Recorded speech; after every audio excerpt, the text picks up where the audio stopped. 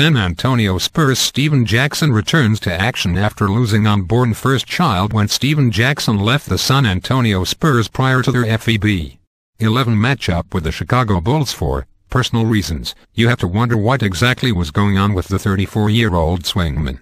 Not only were the Spurs in the middle of their annual rodeo road trip, typically a galvanizing and important stretch for one of the West's top teams, but as Jeff McDonald of the San Antonio Express News noted, we were talking about someone who once tried to practice the day after being hit by a car. For him to leave in the middle of a road trip, especially just a couple of games before the All-Star break, something pretty serious had to be up.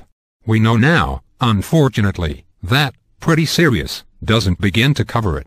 As McDonald's Express News colleague Mike Monroe reported, Jackson returned to the Spurs for their Thursday night matchup with the Los Angeles Clippers after missing the prior 3 games to be with his wife, Renata, who last week suffered a miscarriage and lost the child she had been carrying for 6.5 months. It would have been the Jacksons' first child.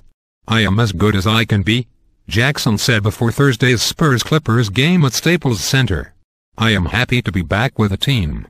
I need to be back with the team, just for my own sanity. Basketball and being around these guys helps me a lot, so it's definitely something I needed." Jackson learned of the loss while the Spurs were on the first phase of the rodeo road trip. He left the team after it arrived in Chicago for a game FEB 11, missing games in Chicago, Cleveland and Sacramento. Spurs coach Greg Popovich told Jackson to take as much time away from the team as he needed. "It was an unfortunate situation," Jackson said. "Very frustrating and emotional, and I'm nowhere close to being over it.